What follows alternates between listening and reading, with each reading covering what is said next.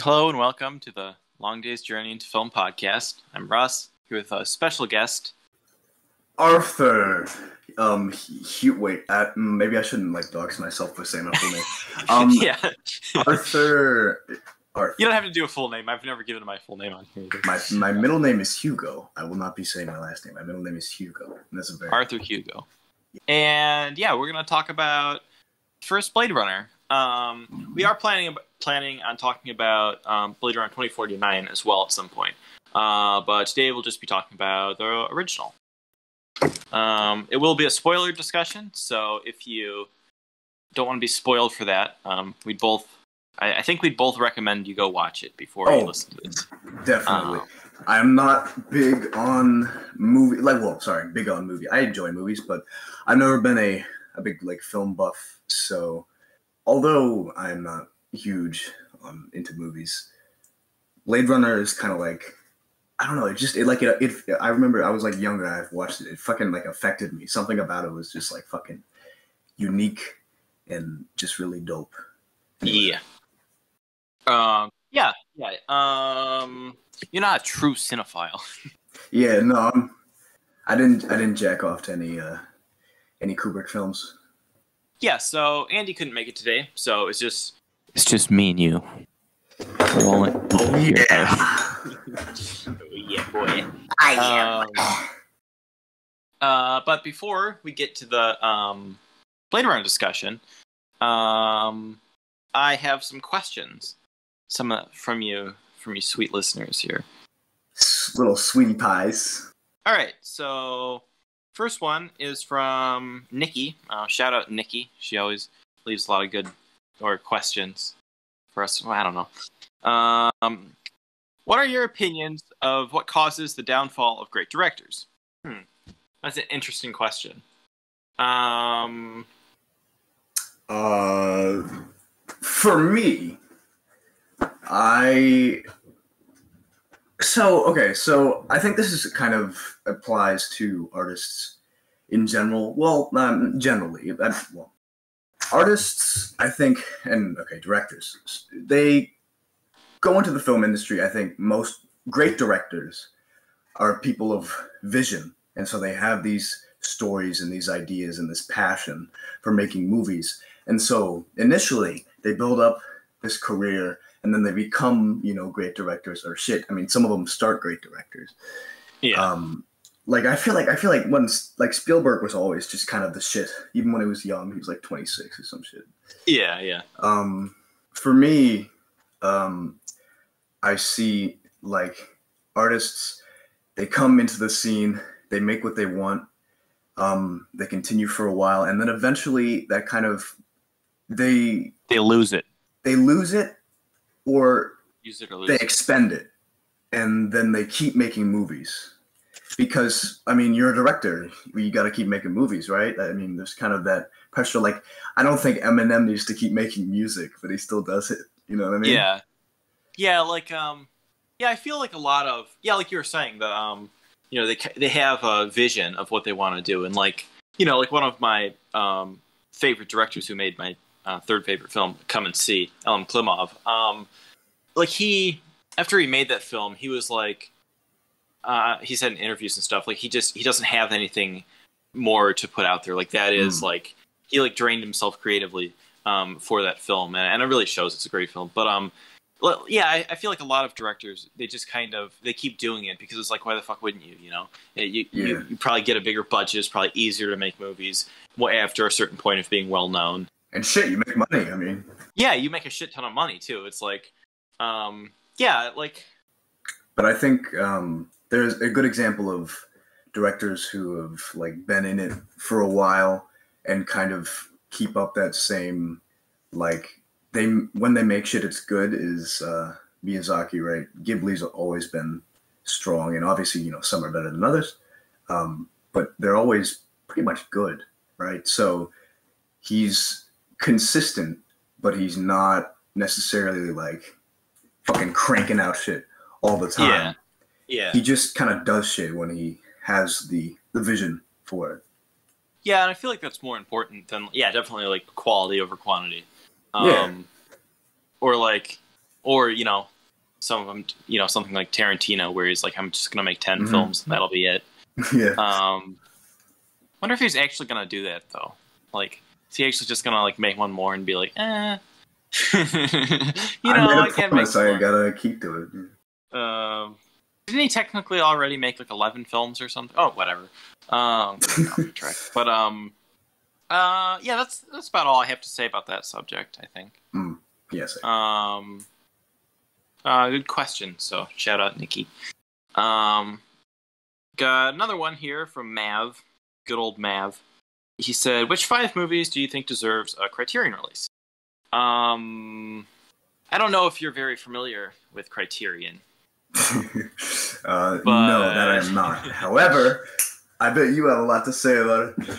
I do. I won't go on for too long, but I got some thoughts. One of my top ones would be Happiness from 1998, directed by Todd Solondz. Solondz, I think that's how you say it. It's just a really great film, and like I think the DVD's out of print. So like you really can't find it anywhere. I mean, unless you're, going on certain sites. Those definitely legal sites. But I don't know. He's just a really great film. And what's really weird is the sequel. It's kind of a sequel called Life During Wartime. Actually, has a Criterion release.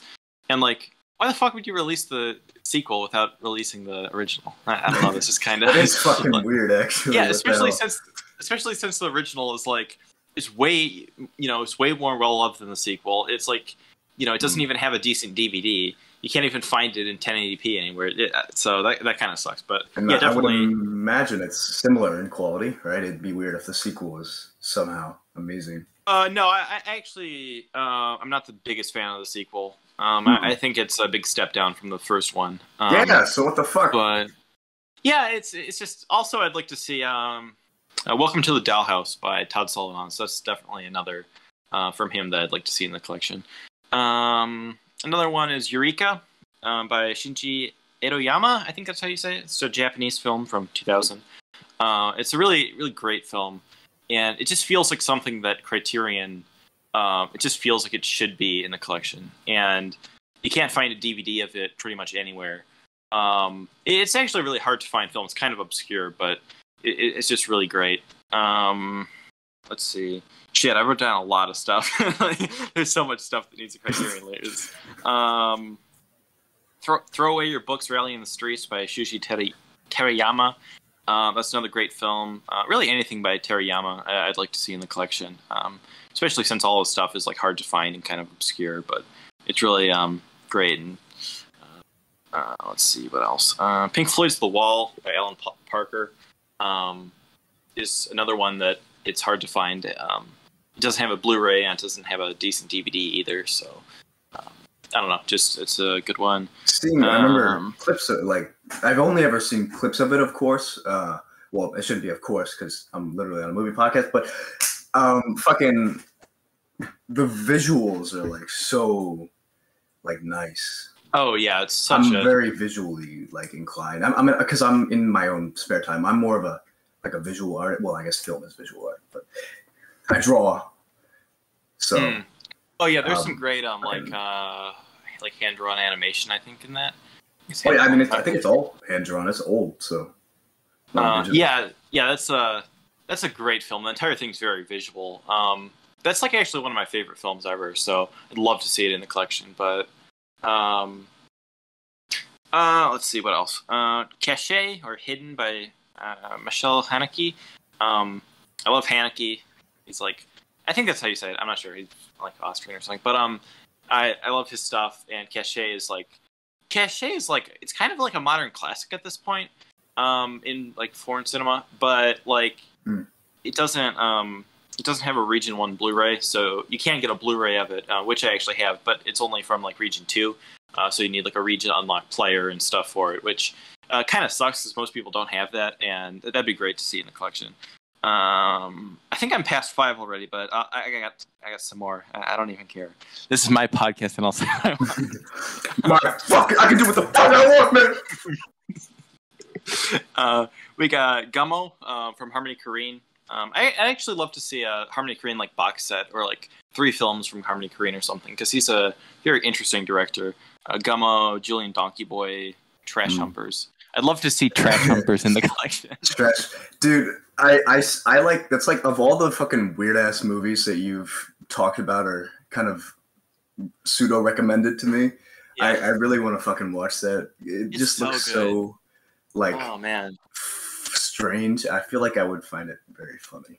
Yeah, Trash Humpers is, I would say Gummo is a way better film than Trash Humpers. But Trash Humpers is just like, it's just really, it's very entertaining. And even if you don't like get anything out of it, like a deeper meaning or something, it's just very entertaining to watch. I think the whole thing's actually on YouTube. But yeah, Gummo is like, that's another one of my favorite films. That's like a kind of a masterpiece in my opinion. And it's hard to find a DVD of that as well. And like, I don't even like DVDs at this point because I'm spoiled with like, you know, Blu-rays and like high quality, you know, 4K and shit. Okay. Yeah, I'd love to see a Harmony Korine box set. That'd be great. The Celebration by Thomas Vinterberg. Actually, I think that's happening. I think they're actually going to release it probably sometime next year. So that's nice. What else? Anything by Lee Chang-dong that doesn't have a proper Region 1 Blu-ray. He's like, I kind of go back and forth, but he's like, I usually say when someone says like, "Who's your favorite director?" I usually say Lee Chang-dong.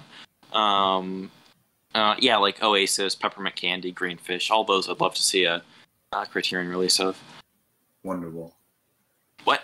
You said Oasis, so I said Wonderwall because I'm fucking stupid. Whenever I think of Wonderwall, I think of the movie Mommy. It's a good movie. What's it about? Not to get sidetracked or anything. Fuck it, we can get sidetracked if we want. There's like a kid who's like, he's got a bunch of problems. I think he has like, what the fuck, really bad me. Like, yeah, he's got like a really bad ADHD, I think. Wait, what the fuck? I forget exactly what, but like he's really he's got a lot of problems, and his mother's just trying to take care of him. It's a really, really great film. It's one of my favorite movies from the past 10 years. It's very, very good. A couple other things. Kids by Larry Clark. Bully 2 from Larry Clark would also be good. Ken Park even. I don't know. Just South Park. I really like Kenny from South Park. I killed him. Him. What the fuck? Los Olvidados, I think you say it, or The Young and the Damned, by Louis Buñuel. They have other Buñuel films in the collection, so I'd love to see that one because that's probably my favorite that I've seen from him. And shit, the list goes on and on. But one more, Consuming Spirits. It's an animated film that was all like, it's all handmade animation, and the guy who made it, Chris Sullivan, worked on it for like 15 years. And like fucking nobody's seen it. That's such a great movie. I'd love to see that. It's actually on the Criterion channel. So that's good. I've actually noticed more people like on Letterboxd and stuff like logging it and reviewing it. So that's good that it's getting a little bit more exposure. But like I'd love to see a Blu-ray of that because I have no idea where to even find a DVD of it. That's about all. I can go on and on about shit that needs a Criterion release, or I'd like to see a Criterion release of. But you know, a man watches films. I can make a whole like fucking 2-hour video talking about Criterion shit. So let's see. I got another one from Mav. So shout out Mav for all these good questions. If you could remake a movie with a director of your choice, what movie and which director would it be? Ridley Scott, Alvin and Chipmunks: The Road Chip. I'd watch that. That'd be kind of epic. I'd be kind of upset when Alvin dies of the chest burn. Yeah, shit, like, I don't really have a great answer for this because, like, a lot of films I love, I don't want to see remade. Like, imagine if they remade, like, fucking Taxi Driver. That would, fuck. But, like, it has to kind of be, I tried to think of stuff that would be, like, maybe it was good but not great and had potential to be better. One of them I thought of was Choke from 2008. That's a good movie. I mean, it's not actually a good movie. It's an okay movie. But it's just, I really love the source material on Choke by Chuck Palahniuk. The book it's based on is like really great. It's like, I really love that book. And I just feel like they kind of butchered a lot of elements in that movie. So I could see that being remade as a better film. If we're talking about movies, I guess I didn't really think about it this way, but you said like when you said the word remade, I'm like, oh yeah, you get to have like an older movie, new director.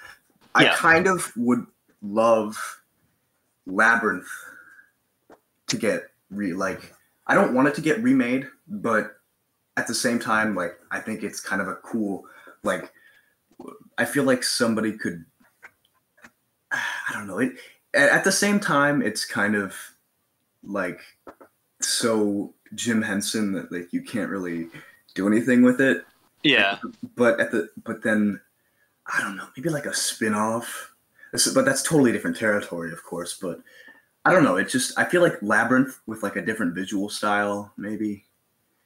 Yeah, I know what you mean. Like it's got potential there for something, or it's got like Every time I think of something, though, I'm like, yeah. But every time I think, but now I'm like running it through my head. Every time I think of like something that I would want to change, or that could be changed about the movie, I'm like, but like that's part of its charm is that it looks like fucking weird and like.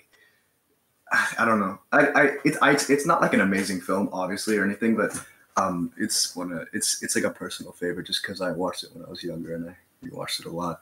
And it's fucking weird as shit. Fucking David Bowie's in it. Kidnaps a little kid and shit. It's epic. I haven't seen it actually. I kind of want to since David Bowie's in it. Yeah. No, it's fun. It's a fun movie. Yeah, I'd love to see like fucking like Wes Anderson remake like Enter the Void. That'd be great. Fucking his directorial style is like so distinctive with like I don't know anything about film, but like from the like 2 Wes Anderson films I've seen, like it's just very like choppy. Well, not choppy. That's the wrong word. It's very like snappy. Yeah. Yeah. And, like, yeah. He's got such a style. I mean, you can see. There's so so many good, films though. that you see on. Yeah. I love So Wes good. Anderson. I'm excited for his new one coming out, the fucking French Dispatch. That looks good. I love fucking Fantastic Mr. Fox is hilarious. Oh yeah, that's a good one. We should do a Wes Anderson episode and talk about Wes Anderson movies. I like all of his films actually. Might be a good reason for me to watch. If I ever come on again, it might be a good reason for me to watch more of his films because I do like the 2 that I've seen. Which ones? Which one have you seen? Oh, just I Love Dogs and Mr. Fox. Oh, so you haven't seen any of his live action ones? Nope. Rushmore is really good. Grand Budapest Hotel. Moonrise Kingdom. Actually, all of them are good. I'd recommend all of them. Actually. It's kind of hard for me to envision live action almost because like, well, of course the only 2 I've seen are claymation, but like at the same time it's like I don't know. I feel like that'd be kind of hard to do with live action, but then again, he does it though. He does it great. Yeah. He's a great director. What else? What other movies? I'd like to see Gaspar Noé's Seconds. He mentioned that at one point that he loves the film Seconds from I think 1966. It's from, and that's a great film. I love it, and I don't want to see a remake of it except for Gaspar Noé because I fucking love Gaspar Noé. So I'd like to see what he'd do with it. But I don't think it's a film that needs remaking in any way. Another one, I actually talked about this in the first episode, the Ichi episode. But Ichi Origins, it was a really shitty prequel to Ichi the Killer. And I don't think the actual story is that great. Just because it takes the most interesting part about the Ichi character and like puts it, the most interesting thing about Ichi happens in Ichi the Killer. So like that movie isn't that great to begin with. But like if Takashi Miike would have done it, I bet it would have been 100 times better than it was. Just because I fucking love Takashi Miike. I don't know. I don't really have any other answers other than that. I mean, that was a good time on it. So now, should we get into the main course here, the Blade Runner? I'm so ready.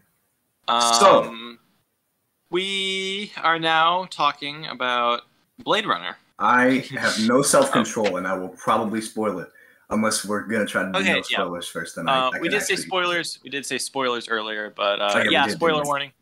So Blade Runner from 1982, directed by Ridley Scott. Ridley Scott. Scat. Ridley Scott. We scatter. And what did you think of this one, Arthur? Well, when I was a young boy, no, but when I was a young boy. Yeah. emo reviews of Blade Runner. No, so when I guess I wasn't that much younger. Come on, man, I'm not that old now. But, old man, boy. I watched it and I didn't get the same feelings that I got on my later watches, of course. That kind of like the chills, you know? But the first time I was just like, this is like cool as shit. Like I think aside from every other like, you know, like the message or the, you know, themes being conveyed or like the discussion being had with the movie, it's just like everything aside from like the subtext, let's say, but not subtext, but like subtext of a film. Yeah. It is fucking beautiful. Like, it's very much its own thing because yes, like it's, I guess, cyberpunk, but it's kind of it's still its own thing. It's so like grimy. Yeah, so perfectly grimy, and I love how you have these futuristic cars, you have flying cars, but you also have ground cars, and you have new ones, and you have fucking like old classic cars and shit. It's so like interesting. Yeah, it's just got such a great visual style. I mean, that's like, you know, everyone always points out about it, but like, yeah, it's such a, and like, maybe I'm wrong about this, but this sort of like invented the whole like cyberpunk aesthetic and sort of style, didn't it? I mean, if it didn't invent it, it fucking perfected it. Yeah, like it's fucking dope. Yeah, for sure. But so I watched the final cut version. There's infamously like, so this will be good. Oh, interesting. Never watched the final cut. Yeah. So yeah, it's infamously there's like a billion versions of this movie, I guess. Like, and I've only ever seen the final cut. I haven't seen the version, the other versions. So did you watch the one where it's like fucking? There is narration. There's like a what the fuck? And I fucking hate it. I've never seen any other version. I like this movie a lot. I hate the narration because it feels so out of place. Like the movie feels so well like thought out, and then it's like just this awkward fucking like Harrison Ford not deadpan, well, like just monotone. Like it's so weird. It's so weird. Apparently, like when he recorded it, he like I heard this. I'm not sure how true this is, but like apparently he like made it so it's kind of like shitty. Like he didn't really put a lot of effort into it, so they wouldn't use it, but they did anyway. Apparently that's the story behind it. And like I haven't watched the whole movie with the comment or with the narration, so I don't really know how often it is and stuff. But I've seen clips of it, and it's fucking terrible. Not often enough to ruin the movie, but often enough to be like, shut the fuck up, dude. Yeah, I saw like, doesn't he like start narrating? Oh, okay, and this has like kind of like a happy ending, doesn't it? Yeah. Oh, you need to see the final cut. The final cut's just like so. Anyway, yeah, I watched the final cut. That's pretty much the only version I've seen of it. I watched this a couple years ago, and like I didn't love it the first time I saw it, but it was like, you know, that's really fucking cool. And then I really loved the sequel, 2049, and then you know, I think this is my fourth watch, and it's been a while since I've seen it, since I guess my third watch, but I actually like this more than the sequel now, and I mean I still love the sequel. We'll discuss that one another time. But yeah, I really love the whole vibe of this movie. I mean, like it's just got like this like great vibe. Yeah, and it's not just like, oh, it looked cool, and that's like all I get out of it. I mean, there is a lot of stuff going on in it, but like, just like the visuals and the story, and I love the characters, and just like, and I love the like kind of like noirish tone, mixed with sci-fi stuff. But like, and at any point, it never feels like the sci-fi elements of it is like too much. never feels like it never feels like it's trying to be like show off. You know, it's not like showing off what they can do or something. It's just like it just works so perfectly. And like also I love that the entire film, it takes place just like in, I think it's LA. I think. Yeah, I think it's Los Angeles in the year 2019. 2019. Yeah, 2019. It's so funny how movies, you know, they they just pick a date that's farther ahead than where they are then and say it's futuristic. Then once they get there, it's like, yeah, it's not really like. Anyway, LA is starting to look like that though. it's just set in Los Angeles. And like they do say stuff. They mention stuff like, off-world. There's other stuff. It's almost like there's better things. There's like a better life out there. But like all these characters are just kind of stuck in this like kind of shitty, grimy city. Self-contained in a way, but at the same time, it's self-contained, but it speaks to a larger conflict. Yeah, for sure. And like it's not Star Wars. It's not like a space epic. And it's interesting how like obviously like the replicants. We haven't really got down to like, we usually give like a plot description. But, oh shit! Yeah. We should probably give a plot description. I mean, we did say spoilers, so like I don't know. Fuck it. We should give a plot description. Do you have a plot description? Yeah. I can't stand giving plot descriptions. Retired Blade Runner Rick Deckard. So basically, it is the year 2019, and 2019 was a good year. There's this guy, and he used to be a cop. He used to be a detective, actually. But he was specifically a Blade Runner, which these Blade Runners are assigned to hunt down replicants. Now, what are replicants? At some point in time, there was a development in, I think, I'm going to go on to a tangent, which is a bad idea, but I'm going to do it anyway. Ridley Scott, all his movies, and I guess Alien was kind of like a collaboration.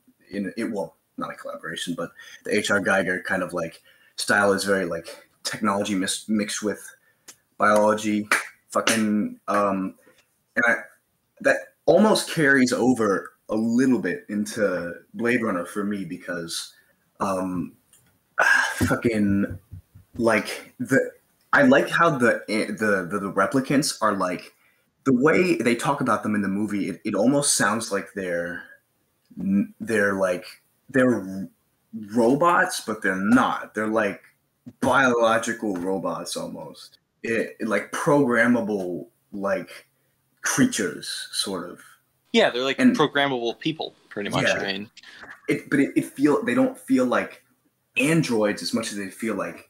I mean, replicants. They feel like it's a good word. Replicant is a good word. Anyway. Yeah, because they're not like a robot with like metal insides. It's gonna walk around, and look like a human, like an alien or something. Isn't there something like that? Whatever. Oh yeah, there is. Yeah, he spills spaghetti milk all over the place. I think his head bashed off. Anyway, I totally went on a tangent. But there's back to the plot description. There were. I'll edit this so it makes it so it sounds very professional. Oh yes, of course. So, and of course, these replicants were not made for any kind of. They were made for mining and basically slave labor. But of course, they didn't see it that way because they were essentially robots. Mm-hmm. But these creatures that they designed, they had a flaw, which was that they would eventually begin to develop human characteristics and feelings and thoughts. So what did they do? They were like, okay, well, after a certain amount of time, let's say 4 years, it seems, these replicants begin to go, AWOL. 4-year lifespan, dead set, that's it. That's all they have, and then they fucking die. So, but of course, not every replicant is the same, and they can still, develop and, get to thinking like, man, this fucking sucks. I kind of like want to like go not be a slave now. Yeah. And so at one point, apparently a bunch of them revolted on a colony. I think it was off Earth. And so they were outlawed on Earth. That's where the Blade Runners come in. The Blade Runners hunt down replicants on Earth. Deckard, used to be a Blade Runner. He's now retired. It would seem. Yeah, he's retired. And fucking sorry if I'm like totally talking too much, but no, we good. Basically, I think we got a good general premise going. Yeah, good general. Yeah, you're right. We can just like go from here. Yeah, like sometimes we talk about the whole thing and break down the plot when it's like, I don't know, there's a lot to say there, but like we can just kind of. It's more conceptual than anything. Like you don't need it's not like a very complex plot really at all. Anyway, and he's called in for the kind of one last job sort of. And it's Rick Deckard. Did we already say that? Yeah, Rick Deckard. Played by Harrison Ford. Fuck, where to start? I have, of course, I'm gonna ramble a lot probably, but that's fine. That's fine. Rambling is encouraged. All right, good. I'm a rambler. I'm a ADHD. Yeah. So this is Oh wait, yeah. What? Okay, well, just one quick thing. Well, actually, no, it's not gonna be quick. Just keep going, and then eventually I'll like find a good place to come in with it. Okay. So something I think is interesting about this film is, at the beginning, it's like, Deckard's, he's looking for the, the violent, like one of the first scenes is, I forget his name. I think it's Leon. He's that great scene when the guy's like asking him questions, trying to get an emotional response.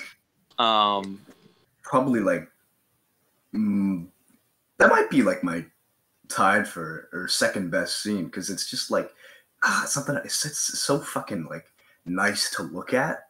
And then it's I don't know the dialogue. It's very like I'm not very articulate about this anyway. But yeah, it's like kind of Anyway, what the fuck? Oh yeah, like in that first scene, they're doing the trying to get emotional response out of him, and then he he's just like.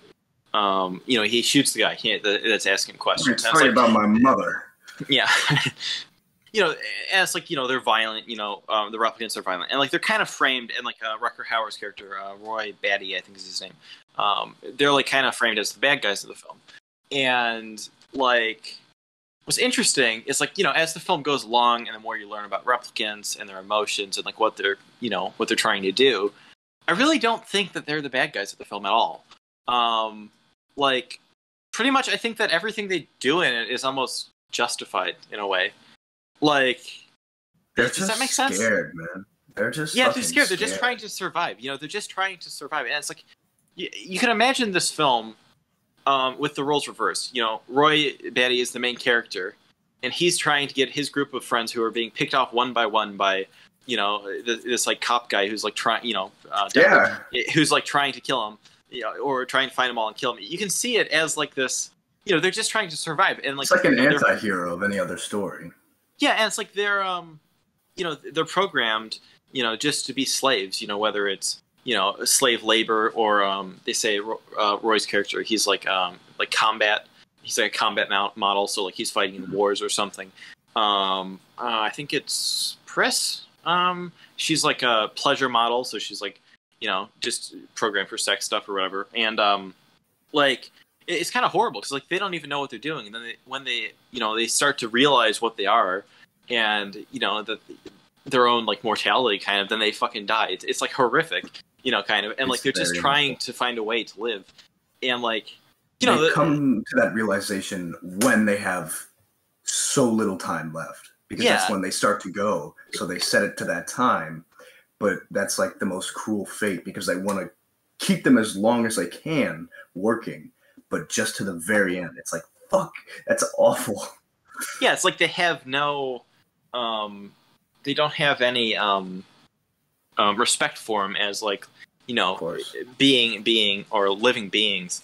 They're just like, they're just property. Even like, I'm kind of jumping around now going to the towards the end, but like in the scene when Roy talks to Tyrell, the main guy in charge of the Tyrell Corporation or whatever that made him, he's like, he's just talking to him and saying like, oh, you're, I forget exactly what he says, but he's like, oh, you're so special, you're the special thing. He's just like, treating him like he's like a, he's just like this thing that he's like proud of. Yeah. Like he doesn't see him as like another existing being. I guess I don't really know where I'm going here, but I don't want to be I don't want to be the best replicant. I want to be fucking alive in like 2 days. Yeah, and like it's kind of tragic, even how how it goes along with these characters, and like another thing I think is great is how I started to say this earlier, but I think we started doing the plot description. All the characters in this are kind of like they're kind of just like I don't know what the word is, kind of miserable or something, because like obviously the replicants are in this horrible situation, and even the human characters, they're just kind of stuck here on Earth. It's like a shithole now. Everyone's just kind of going through the motions constantly. I just think that's great. I think it's really great. Except for that little dude in that freezer like lab. He's just fucking having a great time with the little eyeballs. Oh yeah, what's like muttering to himself. That was the scene that was fucking hilarious to me. That was like one of the two things. Like it's just fucking funny in like the weirdest way. He's like, I think he's speaking like Cantonese or some shit. Yeah, and he's just like muttering to himself about like the eyeballs that he's like playing around with. I don't know. It's fucking funny. Yeah, and a lot of eyes in this film. It starts like one of the first shots of the film is like an eye looking at the city. There's the talk about like with the guy Chu, he makes eyes, and like he says like if you could only see what I've seen through my eyes. And there's a scene when like through your eyes, I think the eyes that you made. Through yours, yeah, because he made his eyes, and there's a part when like Roy like he kills Tyrell by pushing his eyeballs in, which is actually a great scene, so brutal. Too. You hear him break through the fucking lens, I think. But I feel like there's a lot of eye imagery in this, or like eye stuff. Is there? I feel like I'm missing some kind of like symbolism or like some kind of, I don't know what's the word I'm looking for, like some kind of like a deeper meaning to the eyes. I'm not really sure. Yeah. I was thinking like, is it like because with our eyes we see people and like judge them for something? I don't fucking know. Perhaps because obviously the end, the Tears in the Rain monologue, our experiences are like sight is like, I mean, I guess not for everybody, but for most people who are blessed with sight, it's kind of, you see these things and they're with you, but then eventually you're gone. And I guess maybe, I don't know, I feel like it has something to do with memories. Well, Blade Runner is very much about memories, right? What makes a person? Yeah, it's like what makes you human. Like we're living when we see, right? And when we die, there's nothing left for us to experience. Yeah. So the eye is kind of a reminder that, like, dude, I don't know. And also, there's like obviously the like eyes are the window to the soul or whatever, and it's like kind of actually this is something more we'll probably talk about when we talk about Blade Runner 2049. There's actually some stuff about discussing like replicants and souls, and also something more about memories in that film. Some really interesting stuff, but it's like what makes us human, what makes us something that's not just you could manufacture it and make it just this being this like and yeah, fuck, I don't really know. Maybe human life is so trivial that we have all these experiences and then they're just gone. But at the same time, isn't that what being a human is? Because at least we have those experiences and we're aware of them. Yeah, and isn't that kind of beautiful in a way that what we sacrifice the bliss of being a slave to the world and just kind of going through the motions. We lose that bliss, but what we're left with is experience, and at least we have that. We're aware of that. I don't know. Yeah, I think I'm onto something. I think you are. Yeah. I do this all the time on this podcast. I try to find a deeper meaning, and I just kind of like go, but like, like Blade Runner is saying something. Oh, for sure. In Blade Runner, there are some like deeper, I don't know, philosophical sort of, but like, about it's not as much like a message as it is just kind of like a quandary. Yeah, which is I think a lot of I think a lot of great great art. It is that. It's not like it's not a statement. It's a question. Yeah. It's like it affects you because you're like, fuck, I need to answer this question. And like that's what that's what I don't get. A lot of this criticism for this film is like it's all style over substance. It's just it looks cool and that's it. But like, I mean, I think God there's a lot of interesting. Something just looks cool. That's one thing. Like people complain about something being style over substance, and it's like, I mean, my favorite artist is Beksinski, and he literally just said like, if I had something to say, I would write it. Sorry. Me too. I love that guy. Thank you for introducing me to that guy. Oh, I did introduce you to him, yeah? Yeah. Sorry, I totally interrupted you, but like that's pretty cool that I... Yeah, I always, what the fuck is his name? It's like fucking... It's some weird Polish shit. Yeah, but, yeah, He's like, so cool. I use his fucking, like, his art as, like, my, background on my phone a lot. Or like, sometimes I use it as my profile picture and shit, because it's so cool. I fucking love his stuff. It's like... Oh, he's like so technically like just so impressive to me. Like, oh, yeah. Anyway, I don't even remember what I was talking about. Yeah, people say it's like style over substance, and it's like there's nothing there. There's not really a real plot, and it's like not really. I mean, even if you just take it as like the most, there's not a lot of deeper meaning. Say, you don't say you don't get a lot out of it other than just the story. It still is a good story. Like it's just like it's engaging. It's an engaging story. Yeah, it's very interesting, and like I just love the characters. And like another thing, people say it's boring. How the fuck do people find this movie? I don't think it's boring at all. Like, I mean, obviously that's just my experience with it. Yeah. Other people feel differently. There's films I find boring that other people love. It's like kinda slow, but it's not that slow. Yeah, I mean, there's not people a lot who of see it have obviously not seen a Bellatar film. I'm gonna pretend I know what that means. I'll talk about them a bit later. But anyway, okay. But yeah, it's like it is like slower paced. It's not action every minute, and I think that's actually a really good thing. It's not just like trying to be like and it kind of stands out for others '80s films. The violence is very like. Oh yeah, the violence in this isn't like cool or like it's like I mean, it's kind of cool, but it is kind of cool, but. That's not the point of it. The point of the violence in it isn't to be like a cool action scene. It's like actually, like when a character dies, it's like you kind of feel it.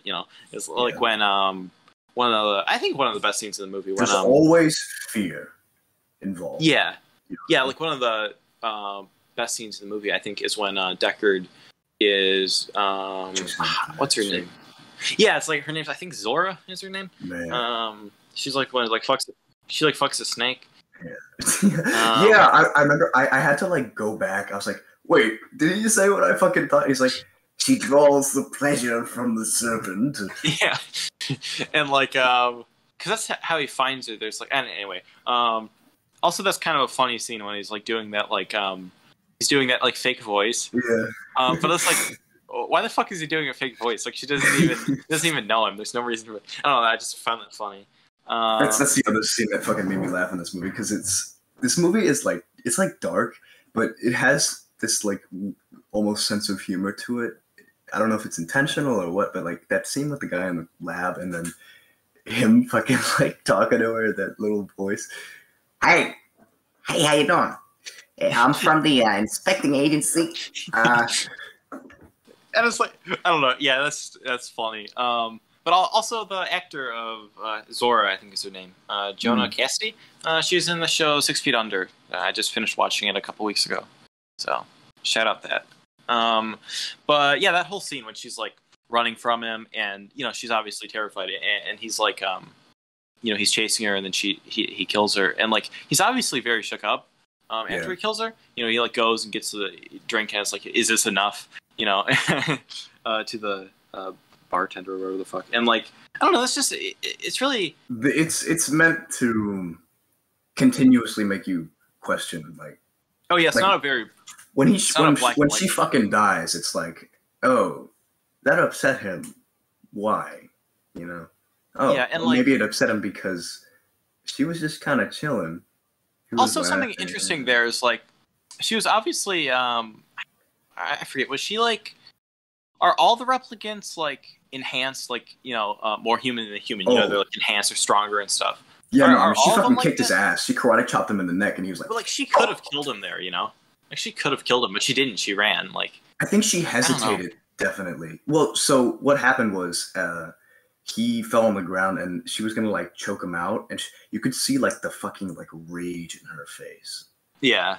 Which was like that's the acting in this movie is like very so weird to me because I think at once it's like almost off, but at the same time like I think it's good. It is like I don't know. I'm not really an acting like I don't fucking know what you know.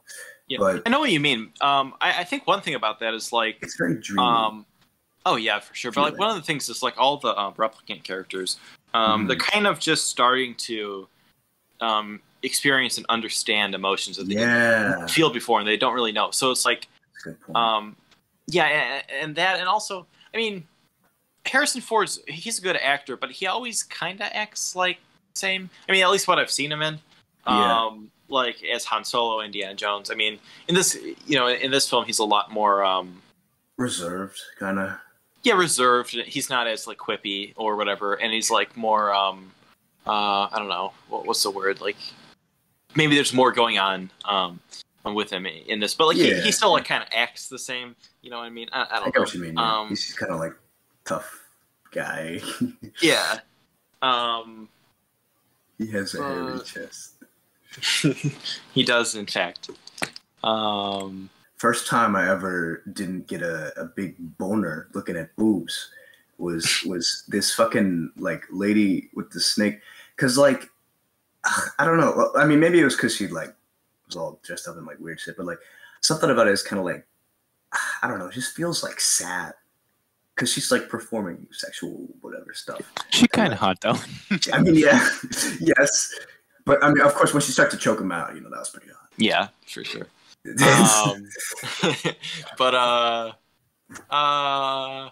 Oh yeah, your review on Letterboxd for this is just I like the scene with the boob.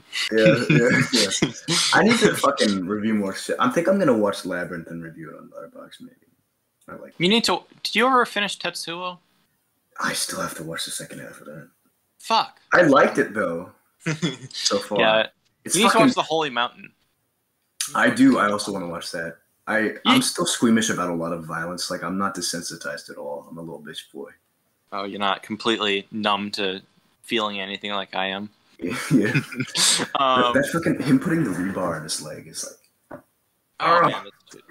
Yeah, I think you'd like The Holy Mountain because that's a very...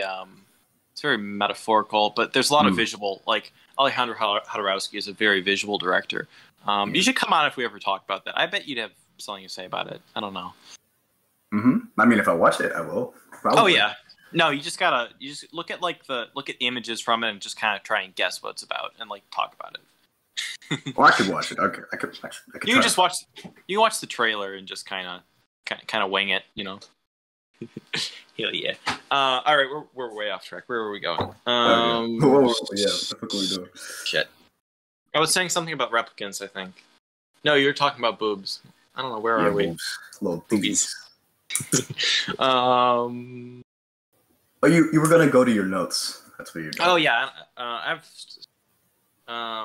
kind of forget where we were at. 'Cause, sometimes I'm editing this stuff, and I was like, if there's a big break in the conversation, then it's like awkward. It goes from like, oh yeah, and there's this one part that's really good with the, oh yeah, and then I like the scene with that. It's like kind of jump around. It isn't really.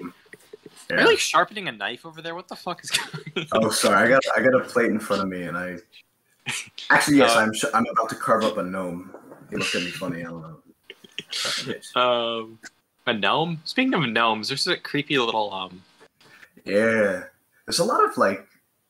There's that creepy like what the fuck is his name? It's like the guy that with like JB Sebastian, JF Sebastian, yeah. He's got like that apartment filled with like fucking little things he made, and like there's like that little I guess little person dressed up that like welcomes him and stuff. It's like a toy soldier or some shit. But like it's kind of creepy. Like there's scenes when it's like they're just sitting there talking, and like his eyes are like looking around. It's almost like that little thing's conscious. And that's a possibility, given what we know. Yeah, that's something I realized this watch. It's like, since he's what was he? He was like the designer or something for the replicants. It's like those things might be alive, but they might just be forced to just like do their little things. That's kind of fucking terrifying. Like, God, I have to be here with this fucking guy. He's so weird. He's an interesting character. The guy with the, I don't know, what does he have? Something that he like ages too quickly or something? Something about his organs like fail early or some shit. Accelerated organ decay. Yeah. And so there's like that thing where he's kind of similar to them in a way.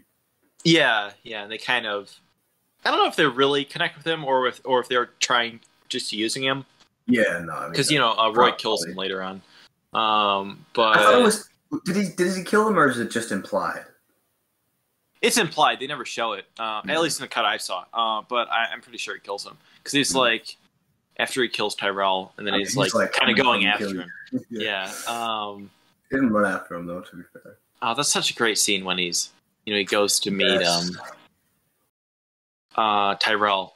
Yeah, and he's like he has obviously Roy has like all these things that he thinks will fix, and he's like he's saying him, and Tyrell's just like shutting him down, like nope, this would happen, you'd die of a genetic virus or whatever the fuck, and like you can just tell he's like completely crushed because that's not just like oh he can survive, it's like his entire people, all his and he's just they're like fucked, and it's so cool how he's like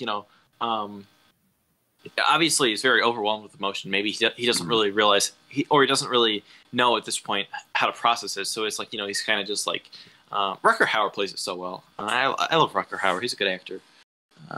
But he's like first he like kisses the guy and then he fucking crushes his eyes and he's just like I don't know. Does he like scream or something? I kind of forget. He's like I don't know. But like he's like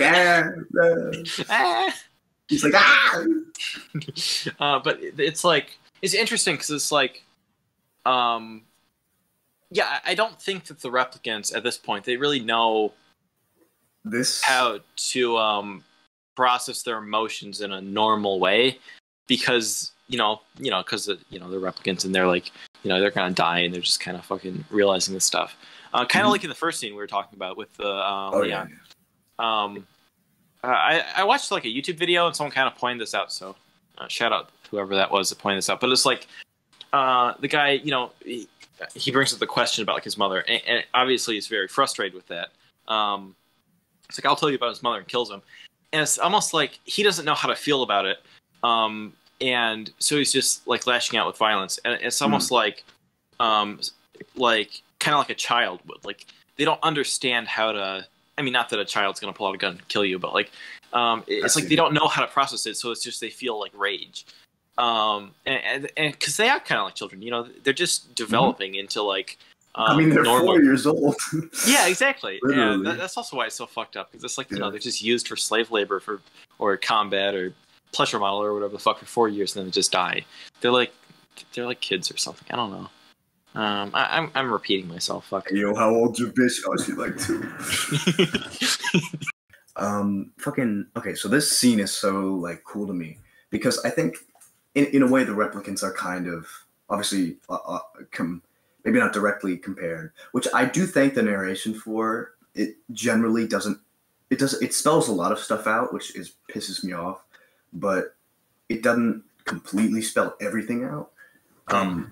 Anyway, that's a totally side issue.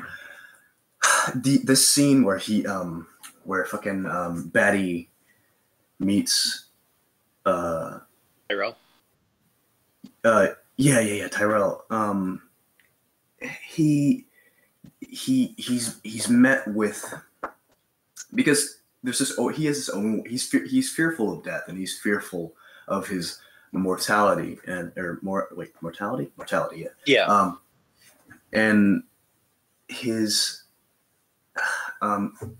he's kind of like coming to terms with it in this scene, but not in more like I think more like admitting to it, because what happens is I feel like this is a conversation of man with God, because for sure that is the relationship here. Yeah, it is and creation.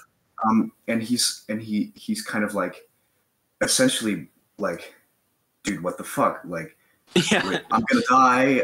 How soon Which do is I? exactly what I would say if I ever met God. Just what the fuck, Carl? Why do you have those fucking weird ass glasses? He's got them fucking Coke bottles. Like, holy shit. But yeah, it's like this conversation of like man with God. Like, why am I dying? Why can I stop it with this? No, because the inevitability of death is it's just, well, it's inevitable, right? Yeah. That's just a fact of life. And he is kind of, we have so much rage in us, I think, about that. Yeah. About like that we only have so much time, and we wish we could change it, but we can't, and that's a hard thing to accept.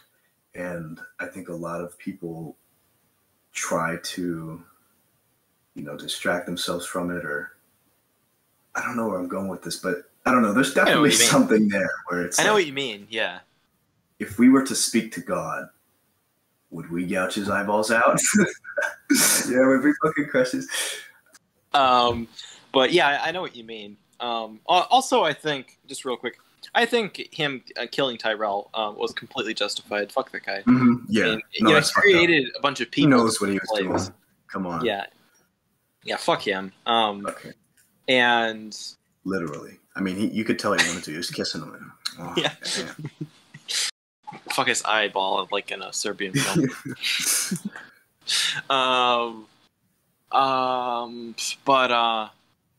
Yeah, I think in a way, Roy Batty, he's kind of like, I don't know, he's kind of like the protagonist of the film in a way. Mm-hmm. Like, I mean, obviously Deckard is, he's probably got more screen time. Mm-hmm. But I don't know, I feel like he carries the whole thing. It's like Deckard is a good character. I do think, like, some people think that Deckard's just kind of like a boring, like, nothing. But like, I think he's interesting too. He's got some. The one thing that's a bit odd is his Deckard's relationship with Rachel. It's borderline half baked, but yeah, because like, they're like, I think it's really interesting how she she doesn't realize she's a replicant, and then. He's kind of he like breaks it to her, and then she's like, "Nope, it's a joke. I'm just kidding." And like that's like did he seriously think that's gonna work? He's like saying these like private memories of hers that like she never told anyone, and he's like, "No, I'm just kidding." Got him. That's interesting. And then their whole, I don't know, their relationship is a bit weird. There's like the scene when he's like, she's like trying to leave and he like pushes her against the wall, like kiss me. It's like a little bit like rapey. It's pretty rapey. Yeah, but, like yeah. I do kind of want to give it the benefit of the doubt and say that like maybe it's supposed to imply like I don't know, like she's kind of trying to not give in to like she. I don't know. It's pretty rapey. I don't know. Yeah, it's kind of weird. But like, yeah, I don't think. Yeah, but I do think that she does like him. I don't think it's completely one sided. Like he's just. But yeah, I think she's trying to maybe push back against liking him. Yeah. But yeah, I just don't really. I guess there's not really that much chemistry between them. Like, maybe it's supposed to be more of, I don't know. I don't know either. It's there. Yeah. And I don't think it's really supposed to be a typical, like, I don't think it was just put there to be like a romantic side plot. No. There's a reason for it there. Yeah, there's a reason. But I don't know what the fuck it is. And there actually is some more stuff. I don't want to say too much about the sequel. Actually. Oh. Yeah, I'm not gonna say anything more. But I don't know. It's interesting. I really like the scene when Deckard first meets Rachel, and they like do the test for her, saying like, "Oh, we're gonna do it with someone who's not a replicant," and That's a good scene. Just like the whole way it looks, like when she's like smoking with like, it's like you see like. Also, something about like their eyes. When you see like their eyes kind of glow. They all have. There's a recurring like owl. There is a lot of fucking eyes in this movie. God damn, you're right. Holy shit. Yeah, and they have that red eye effect kind of going on. Yeah, like that. Like you can see it, and it's kind of like almost like that shows that they're a replicant. But like obviously in the universe of Blade Runner, you can't just look at someone like with a flashlight or whatever fucking see if they're a replicant or not like that. Oh, speaking of which, this will be interesting since you watched the other cut.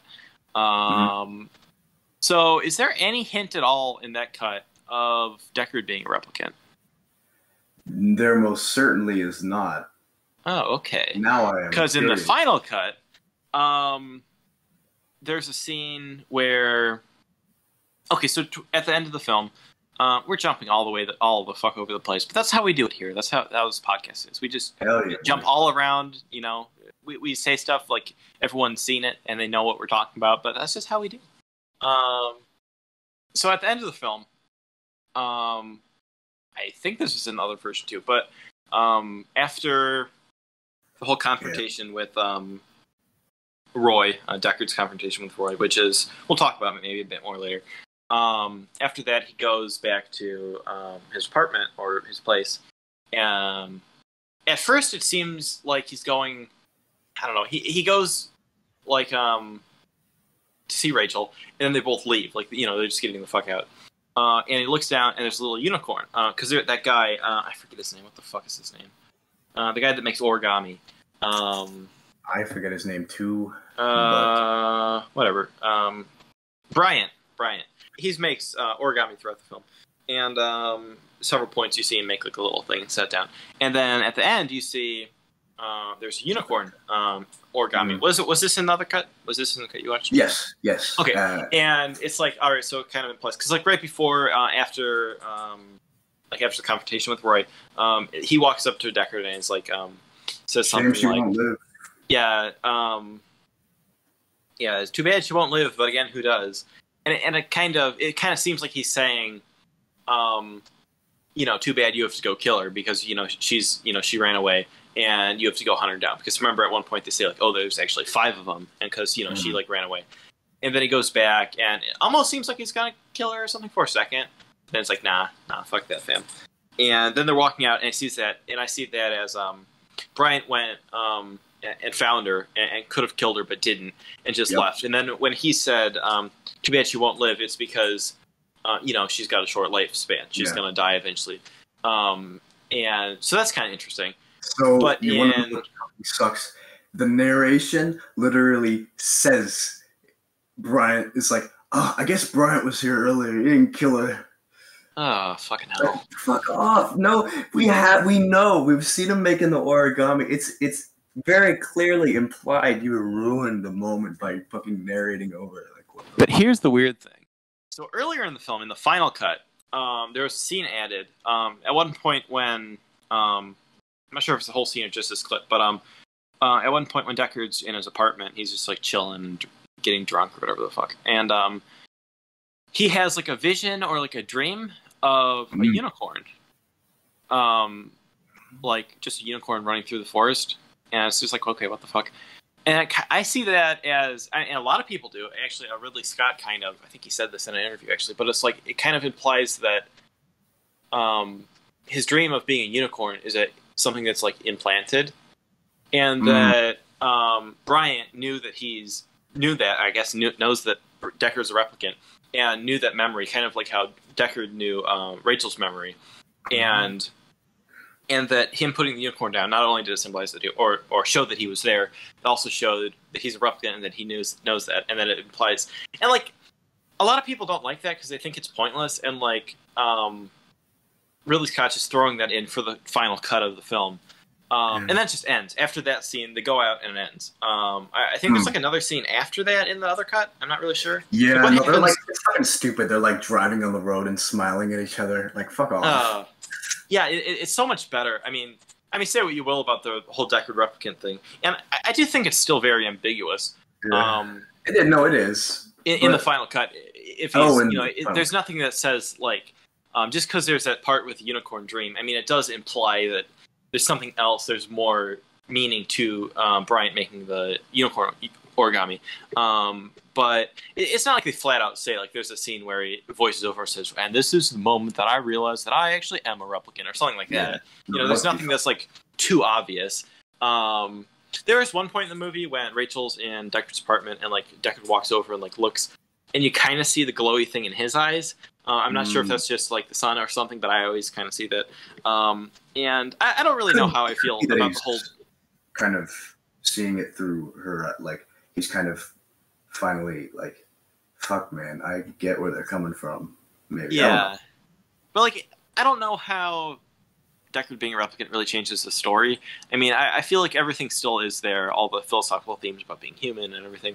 And it doesn't really change that much, but it is kind of weird. I mean, I don't really know how I feel, like, if he is or not. I won't say anything about the sequel, but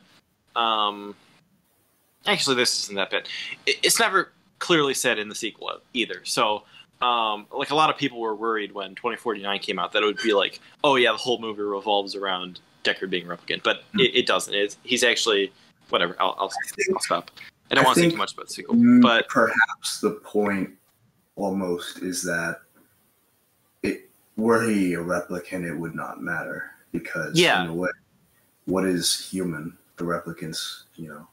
Exactly, and it's like, and they become human. I mean, they're, you know what I mean? Yeah, they are human, and it's like, I think it is interesting, and like, if he were a replicant, say, it makes the story kind of interesting too, how he's like hunting down his own kind, and in a way, you can see it as, he is hunting down his own kind because they are people, It's like, from the perspective of a replicant, they have memories, a lot of them, right?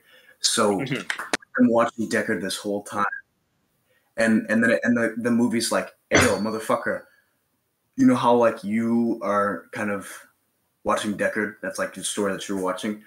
What if he was a replicant? Yeah. What if his memories are implanted or something, right? Yeah, Boom.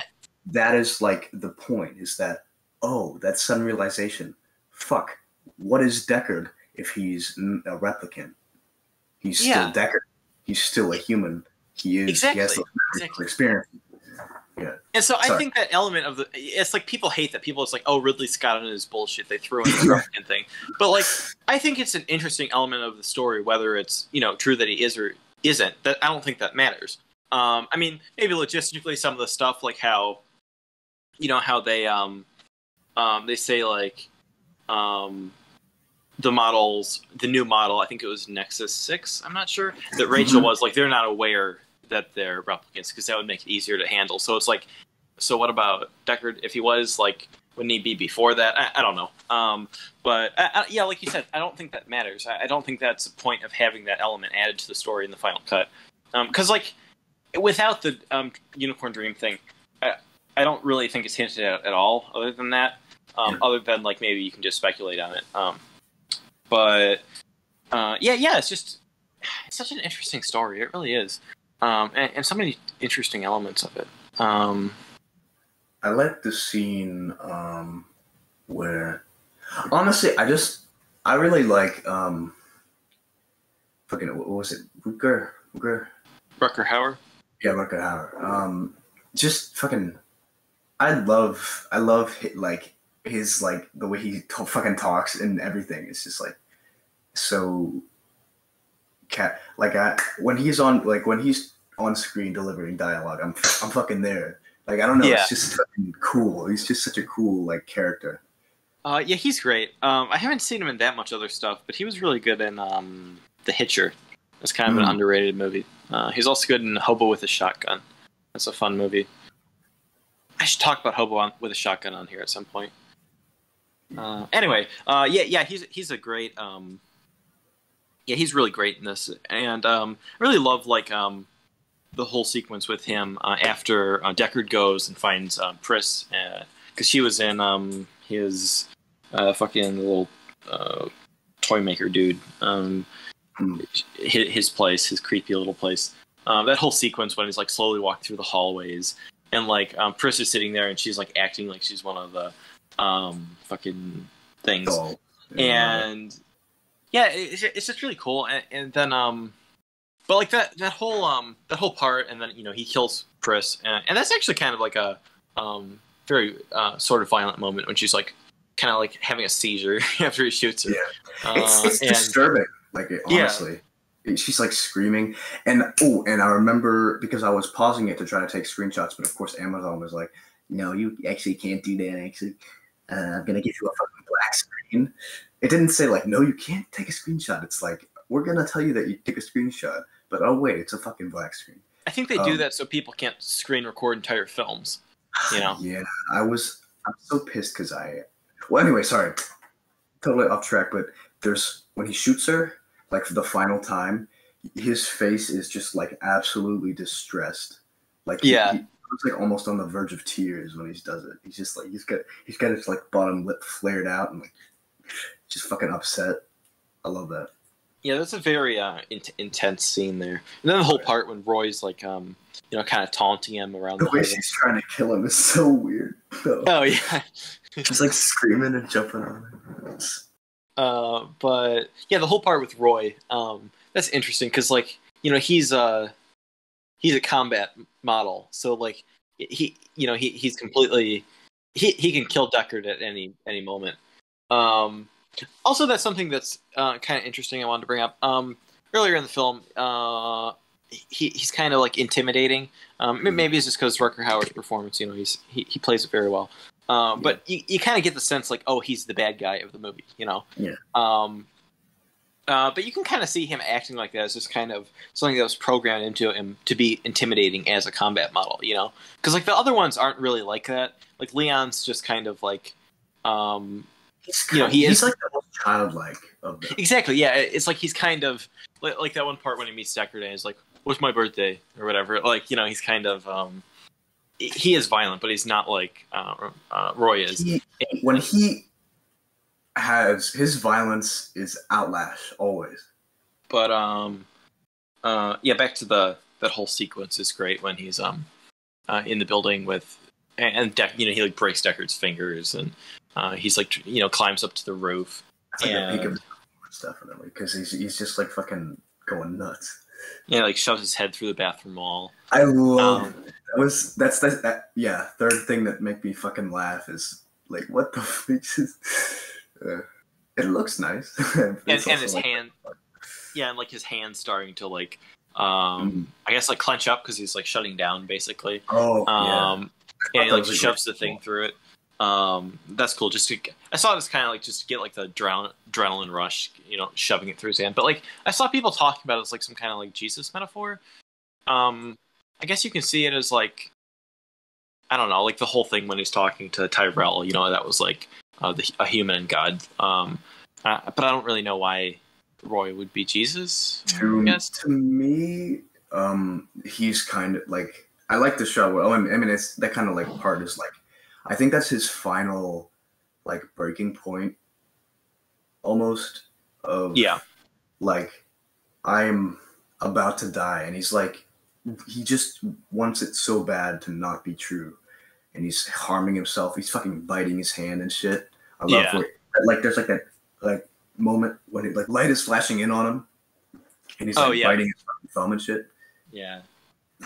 Man, and then they're up on the roof, and like Deckard jumps, and he's like, didn't make it, and he's like hanging on, and obviously, he saves him, and he's like, this is what it is to be a fear, or this is what it's like to live in fear, this is what it is to be a slave, and obviously, then the monologue when he says like, all these moments will be lost like tears and rain, and apparently that was improvised by Rutger Hauer. Oh, so good, Ben, like.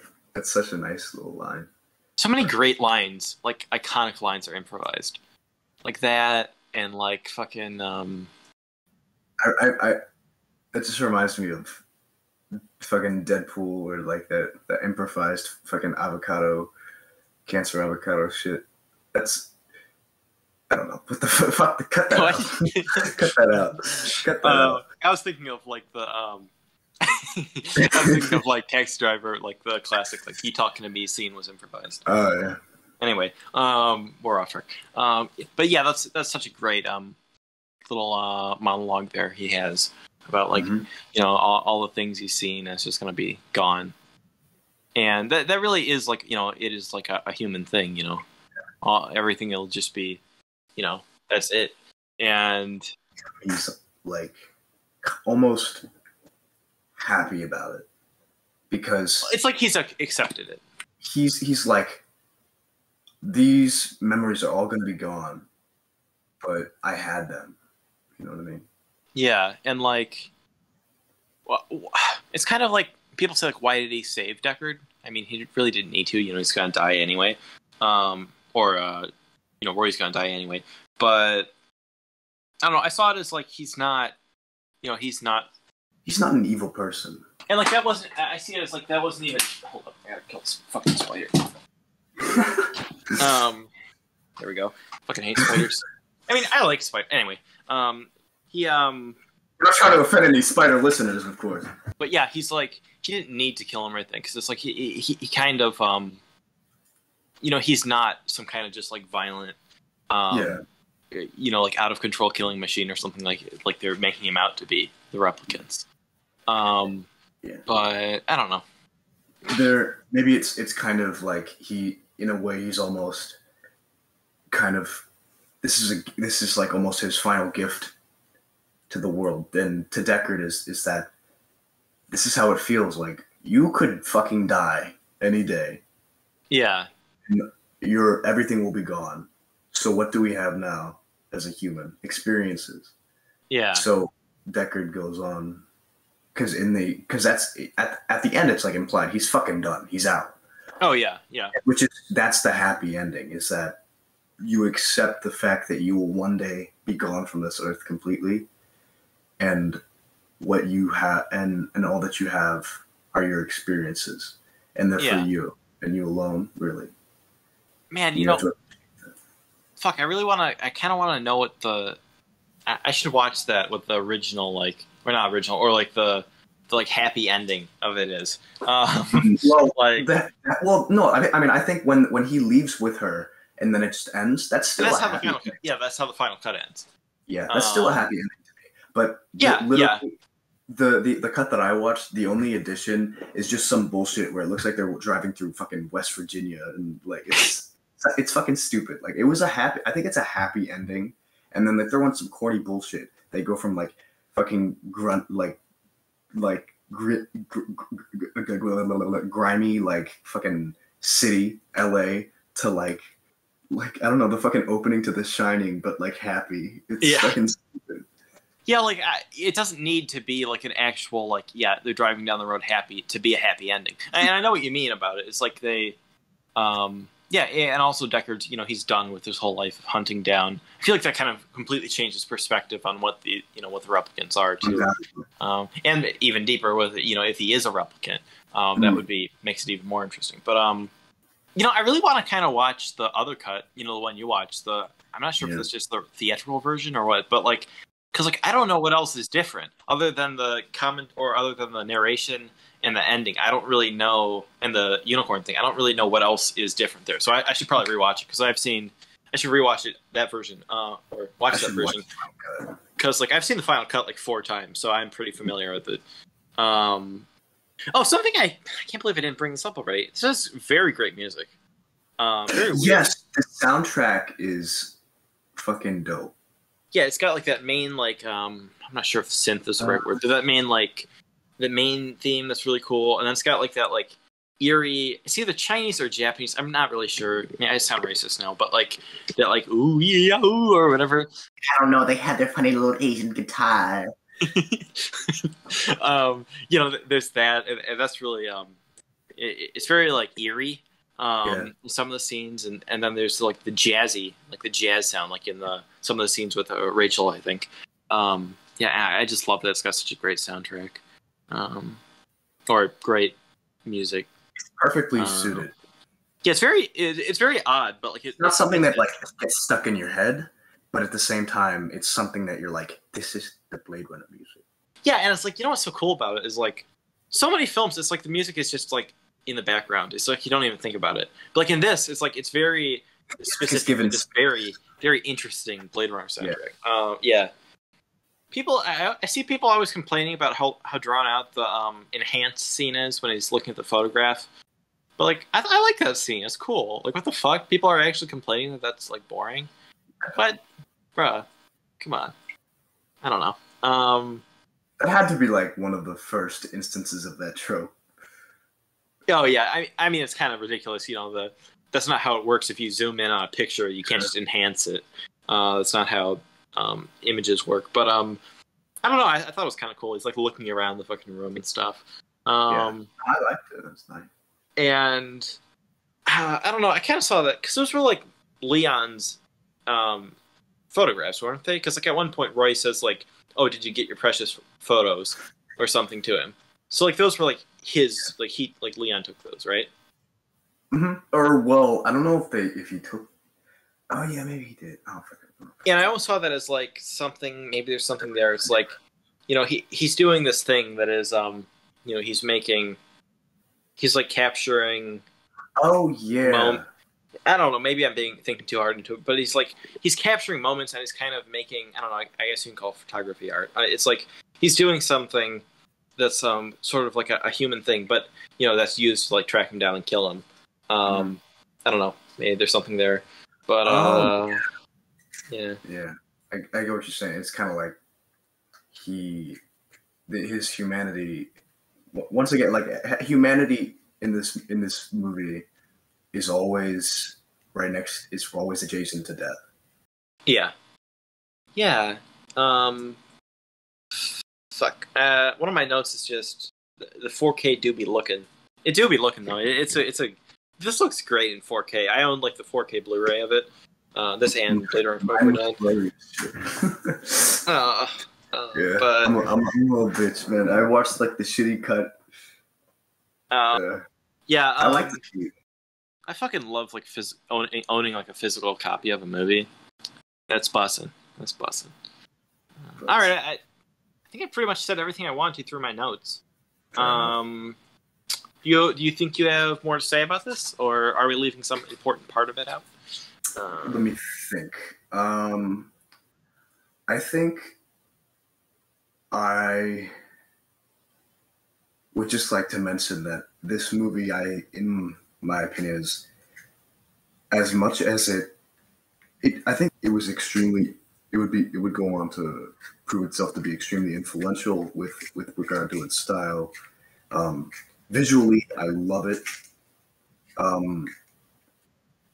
And I think as much as it kind of may have like contributed to or like popularized or created a lot of like tropes in sci-fi and whatnot, it was very much a very unique thing, even in the modern context, I think, which is something said. There's something to be said of that.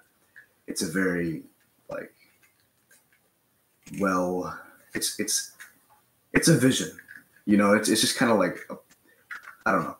And nothing feels I feel like, except for the narration and that fucking like shitty weird ass ending, everything feels kind of like. This is pretty pretentious, but like everything is like intentional, you know? That's not pretentious. Why is that pretentious? That's not pretentious at all. I don't know. I'm just very paranoid about being pretentious. I don't know. Nah, not I'm you good, fam. I don't know why.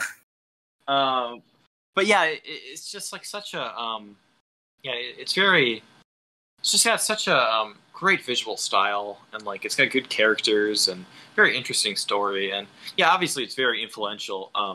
Everything that's got like the kind of grounded sci-fi after this kind of has a piece of Blade Runner in there, especially with like cyberpunk stuff. I would say mixed Asian like influence. Yeah, I don't know if that was always like a thing. This is based on a book. Philip K. Dick's Electric Sheep Do Androids Dream of Electric Sheep. I think that's what it's called. I want to read it. I'm not very familiar with that author's stuff, but I want to read it just because, you know, later on. Apparently, this film also had a very troubled production history. There's a 3.5 hour documentary called "Dangerous Days," the making of Blade Runner. That it's on the Blu or the 4K Blu-ray I own, and I was gonna watch it for this, but I just didn't have time. But that'd be really interesting. Maybe I'll watch it before we talk about whenever we talk about Blade Runner 2049. Maybe I'll watch it then and talk about it a little bit. But yeah, I don't really know too much about the behind the scenes of this. But it's just like the visual effects in it, like the cities and everything looks so good. It's not dated at all. There's nothing about it that looks like it's like that's good for the 80s. It's not like that at all. It's like amazing. It holds up great today. I love the fucking pyramid building. Like they're like big fucking cyber pyramids. Yeah, it's fucking cool. But yeah, that's about all I got to say about it. We had to move on to ratings. I would give this a strong 9 out of 10. It's one of my favorite films ever. It's in like my top. I don't even fucking know. I don't even keep track anymore. I have a top 300 actually on Letterboxd. But it's up there. The only reason I've said this in previous episodes, the only reason I didn't give it a 10 is because like I just saved that for like another type of film that's like or a certain type of film that really like I love everything about it and it hits in a certain way personally to me. But like I don't think there's really anything wrong with this film. I mean, maybe there's some elements, but like yeah, it pretty much is it's definitely one of my favorite pieces of sci-fi out there. But yeah, I love it. 9 out of 10. I don't know if I'm supposed to give this a rating. I don't know, jack shit. Basically, And after all this, you're like, I'd give it like a 5 out of 10. Yeah. Okay. I don't know. Fuck this movie. I fucking hate it, actually. Everyone who said like it was boring, they're right. All right, fuck this movie. It's all style over substance, and you know what? It looks shitty. Ridley Scott's a hack. It's a fucking piece of shit. The alien looked like it had a penis for a head, and I bet he didn't even know that. I mean, I don't know.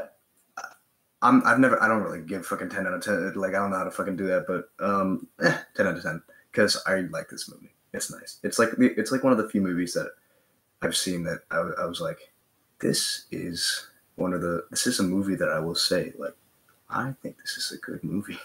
Yeah. And I think I can explain why I think it's a good movie. So yeah. I mean, yeah, that's the whole reason I wanted you to come on for this episode is because I know you love this film and like like you said before, you're not like a yeah. And look, my mom fucking bought it on Amazon, and we had it. I'm not gonna buy another one. Like fuck off. Pirate that shit, bro. Yeah. Pirate? I can't. That's illegal. Yeah. What am I saying? That's that's not No, good. we can never do that. Oh my god. I mean, if you streamed it online, that's technically legal. I mean, it's not legal for the people putting it up there, but it's legal to watch. Hell yeah.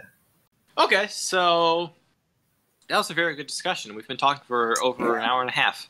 Fuck yeah, dude. That's what I'm saying. On to our next segment. I don't know if it's really called a segment or not, but what did we watch this week? Or for you, what have you watched recently? Yeah, recently. I watched a shit ton of stuff. Well, kind of. I have less to say. Okay, you can go ahead. Okay. So real quick, I never actually didn't finish this movie, and I forget its name, but it's this movie about this guy in the Civil War, and yes, I just realized how little I have to say about it. It was very violent in like a good way, and I don't. Civil War. What the fuck am I talking about? Okay. I don't know. You don't remember the name. I'm just gonna skip past this to the movie that I've seen recently that I actually have a little bit to say about. And it's The King. It came out in 2019. It's I think it's a Netflix original. Yeah, I've seen it on there.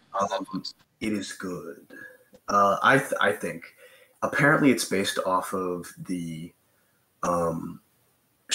It's based off of Shakespeare, like a Shakespeare series, basically. The Henriettes or whatever, which is vaguely based off of the real life history of the monarchy of England, or Britain rather, and oh no, I guess England, yeah, and I did not know that until after I watched the movie. I looked it up, and I was like, that makes sense. This felt very Shakespearean in a way. So I fucking thought this movie was dope, and it's like the first movie I've seen like genuinely like sat down and like, other than Blade Runner, I think like once, that I sat down and watched, and to like actually like think about how I was critically thinking about a movie. Yeah. And like, shit, man, it looks nice, and I actually fucking love the soundtrack. It's ambient, and it's not super like catchy or memorable necessarily, but I just think it's like fucking dope. And there's like this motif of like the wah wah. That was totally out of tune, but with like the low brass, and then there's like the choir. I think I have like 3 tracks from the OST liked on my fucking Spotify. I sound like such a fucking nerd. That's cool. And my Spotify. But I don't know. It's just like something about it was just like, oh, that's fucking sexy. But anyway, I thought the performances were pretty fucking good. Like, as far as I'm concerned, I don't know too much about acting, but they definitely wasn't fucking bad. Yeah, Timothée Chalamet's in there. Yeah.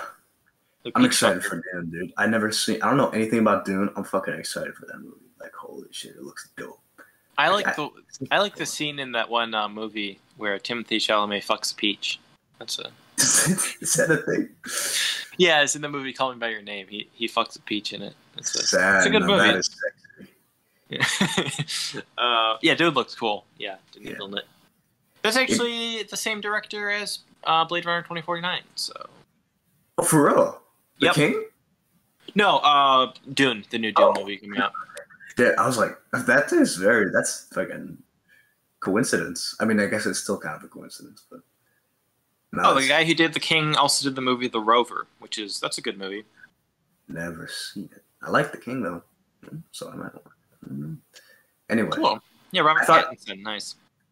I don't remember I don't remember my thoughts on what the movie was kind of like portraying so much, but I liked the character work. With really there's one. It's really all about Henry V. Like the whole movie is about him as a king, as a monarch, and like that its effects on him, the effects of ambition, the effects of, I guess, like expectations, and the difference between you and your vision of yourself and others' visions of you. There's like a scene where like he's like, I'll fucking have them all beheaded and their heads set on pikes. And the I forget his fucking name. The general that he's friends with, the old general, is like, you're not that man. And then he threatens You're not to that kill guy, him. pal. Trust me. You're not that guy. And it's kind of like, he's right, because earlier in the movie, he's very much against. Well, okay, I'll get onto that next. But he's very much against violence, but he's kind of trying to be something he's not. Henry V, and I don't know. It's just fucking cool. Sounds cool, yeah. And at the end, it's kind of this. It's a very Shakespearean ending, where like it was all almost for nothing. All this madness and violence and death for really nothing, but for the ambition of some fucking what are they called? Not lord, but like Who cares? Noble. Sounds cool. Sounds like an interesting movie. Oh yeah, sorry. Yeah. Maybe we should move on. Nah, it's okay.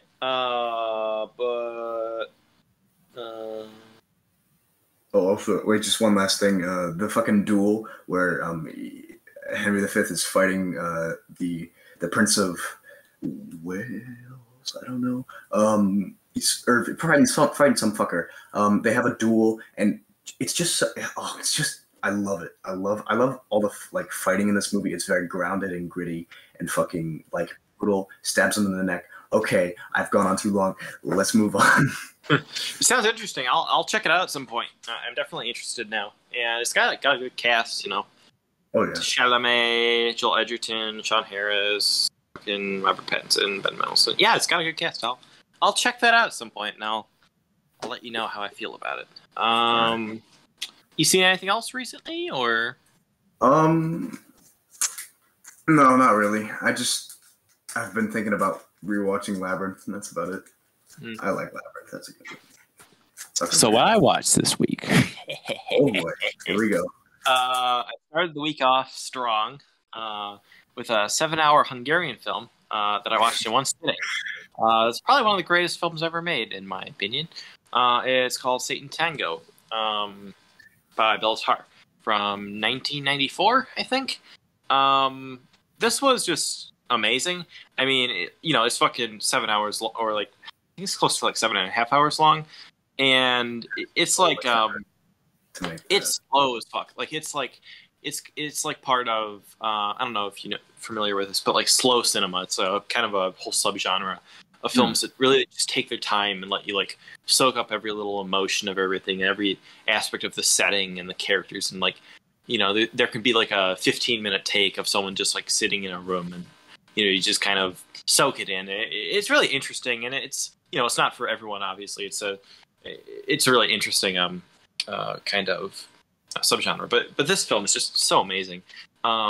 It's one of my rare like 10 out of 10 movies. Actually, I only have like 16 on Letterboxd, but yeah, it's just really amazing film. I mean, I don't even know what to say about it really. It's like I'm still kind of processing it, like a week later.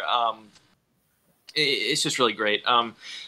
I would recommend this to people to watch maybe in segments, because the film is split into 12 chapters, and there's 2 intermissions in it. So like you can watch it as like a broken up, almost as like it's a 3-part mini series or something. But I really enjoyed the experience of watching it all at once. I feel like that's kind of how it was made to be watched.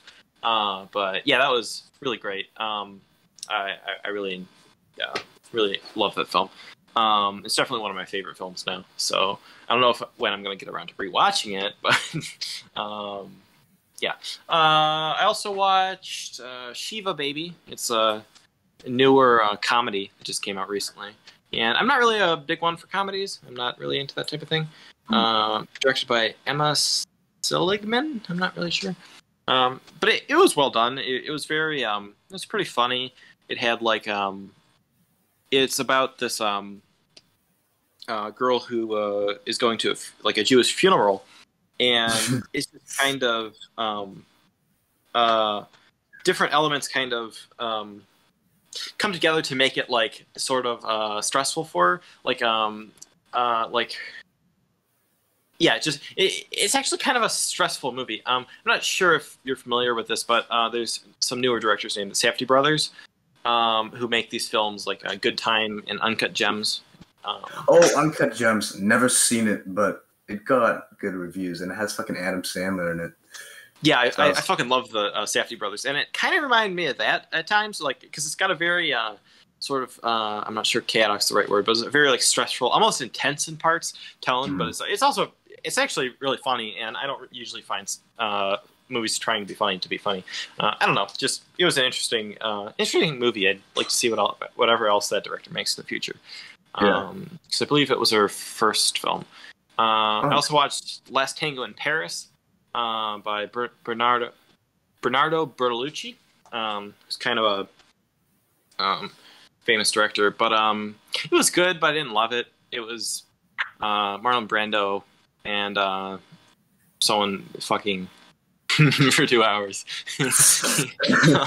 No, there's more to it than that, but like I didn't get a lot out of it. I mean, Marlon Brando is by far the best part of it, but like I just didn't love it.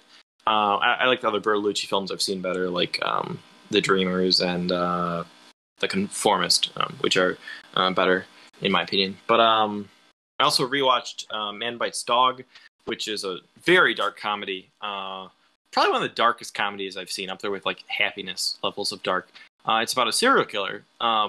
There's a documentary crew following a serial killer's like day-to-day life, and obviously, you could imagine that goes to really dark places, but like it's actually hilarious. Like it's actually like a really, really funny movie. That's actually hilarious. Yeah, it's French. I don't know how to say the director's name. It's like Benoit Poulvorde and Remy Belvoir. I don't know. I don't speak French, as noted in previous episodes of this podcast. That was more Italian. Me and Larry gonna go down get some fish in the Crescent Hall. Starbucks. I also rewatched Kim Ji-woon's I Saw the Devil, which is a really great South Korean revenge film. And they make some great revenge films. It's up there with like Old Boy is one of my favorite revenge movies. It's very fucking brutal. I mean, this movie, it does not hold back at all. And it's very dark, but it's also very entertaining. And like it's over 2 hours, but it doesn't feel like it at all. Yeah, it's really great. I love that movie.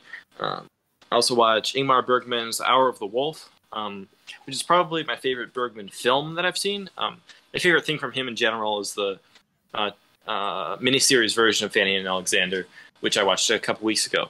That's probably my favorite thing from him overall, but my favorite Bergman film so far is probably Hour of the Wolf. It's his only horror film, or at least it's horrifying enough, horrifying in quotes or whatever, enough to be considered a horror film. And it's really great. A lot of Bergmanisms. It's very intense and a lot of philosophical ideas in there, and it's Max von Sydow. You were saying earlier you wanted to see The Seventh Seal by Bergman, right? Yes, I am interested in watching that. Fucking looks, I don't know, it just looks like my kind of thing.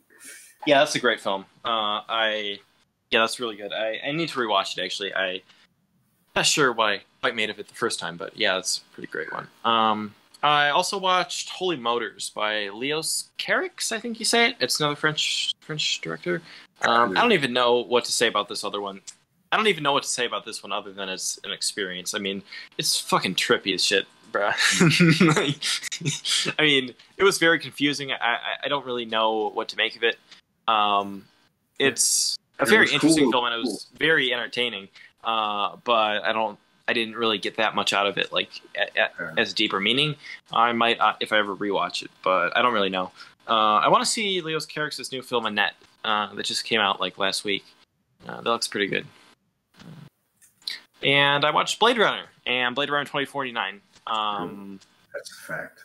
Yes, so I did. Yeah, that's about all I watched this week. I just remembered I watched for like the 5,000th time fucking Monty Python and the Holy Grail.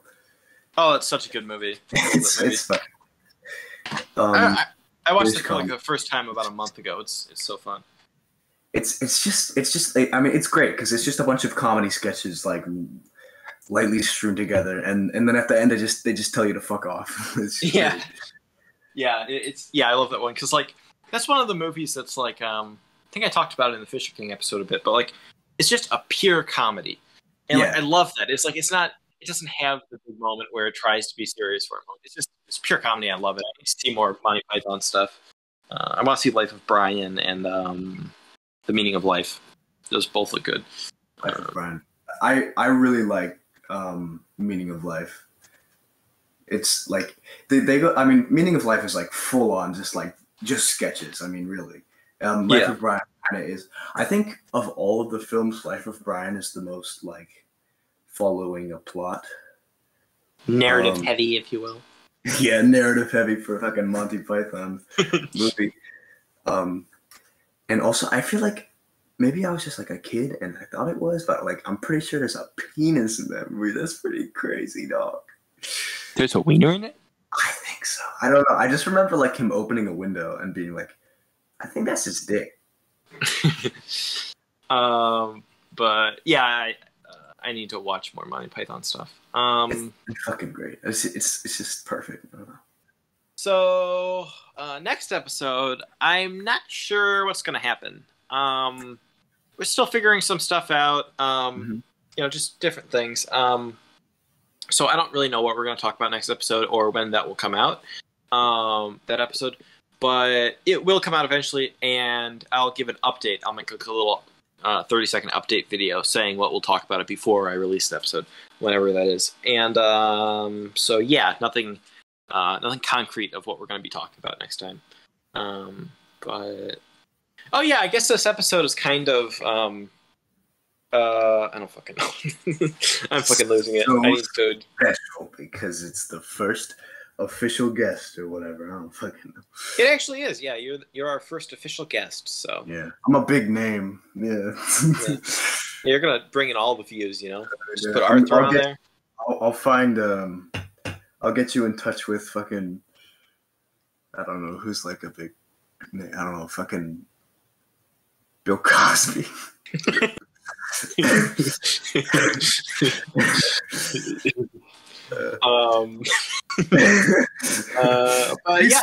free now. He can come in. That's so awful. I can't believe he's fucking out. Like, what the fuck? Yeah.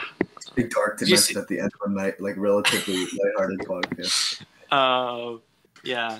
So next episode, we're getting Bill Cosby on here. Yeah. He's gonna bake us a cake. Yeah, gonna give us some of his. I'm gonna fucking watch him make the whole thing because I don't want him doing anything like. But yeah, that's. I think we good. I think that's about it for this time around. A good episode. Good episode. Yeah, that was a nice discussion. This is a good end of my day. Yeah. So. Thanks for listening, everyone, and do leave questions down below if you want us to answer any more of your questions.